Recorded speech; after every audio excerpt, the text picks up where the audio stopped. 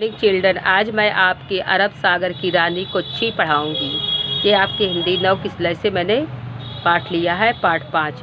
प्रिय मित्र राजेश, सप्रेम नमस्कार। आशा है तुम सकुशल होगे। अभी हाल में केरल के प्रमुख शहर कोच्चि का भ्रमण करके लौटा हूँ। अपनी उसी अविस्मरणीय यात्रा के अनुभव तुम्हें लिख रहा हूँ। इसमें जो है एक दोस्त को अपने पत्र लिखता है, कहता है कि मैं जो है केरल के शहर कोच्चि से यात्रा करके लौटा, उसके अनुभव को मैं तुमको लिख रहा हूँ। हम दिल्ली से विमान में सवार होकर कोच्चि पहुँचे। हम दिल्ली से विमान में सवार होकर मतलब हवाई जहाज़ से सवार होकर कोच्चि पहुँचे। वहाँ पहुँचकर हम होटल में ठहर गए। उसी के बारे में पूरी ये कहानी है बच्चों। पहले दिन हम सबसे पहले फोर्ट कोच्चि बीच घूमने निकले।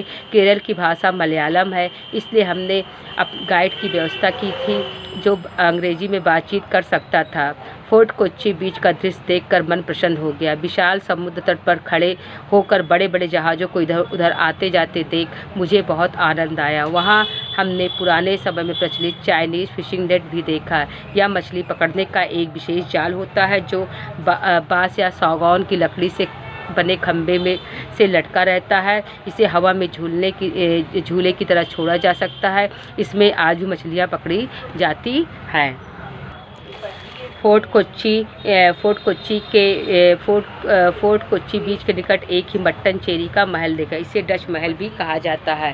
महल में हमने कई कलात्मक चीज़ें देखी। फोर्ट कोच्चि के समीप हमने सेंट फ्रांसिस चर्च देखा।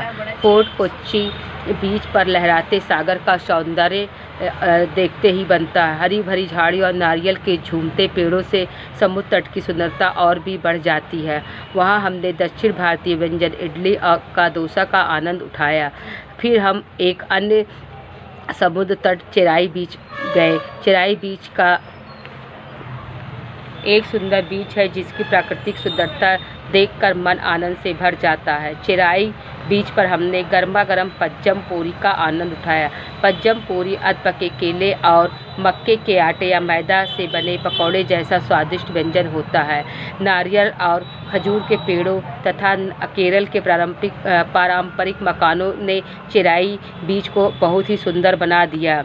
चेराई बीच से चलकर हम ज्यू टाउन पहुँचे। वहाँ जाकर हमने यहूदियों लोगों के जीवन और रहन सहन को निकटता से देखा। यहूदियों का उपासना स्थल सिनेगॉग भी देखा।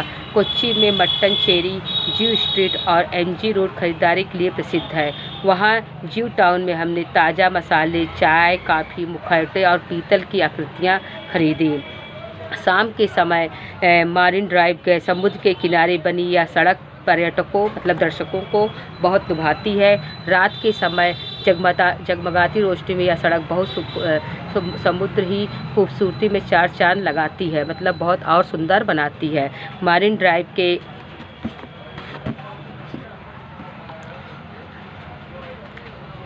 चार चांद लगाती मतलब और सुंदर बनाती है। मरीन ड्राइव के आसपास का क्षेत्र अत्यधिक खूबसूरत है।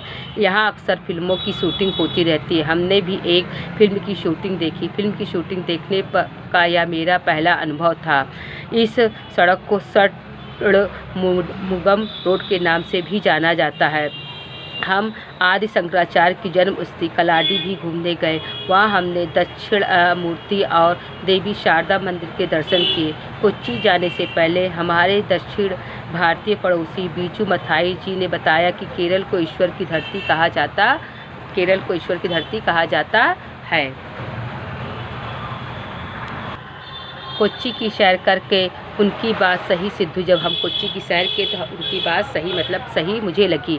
यात्रा कर वापस आ गया हूँ, पर वहाँ का सौंदर्य और लहराता सागर मुझे अभी तक याद आ रहे हैं। खाने का स्वाद तो बस पूछो मत। दक्षिण भारतीय व्यंजनों का असली स्वाद अभी तक भुला नहीं पा रहा हूँ। मित्र, तुम्हें जब भी अवसर मिले केरल जरूर घूमने जाना।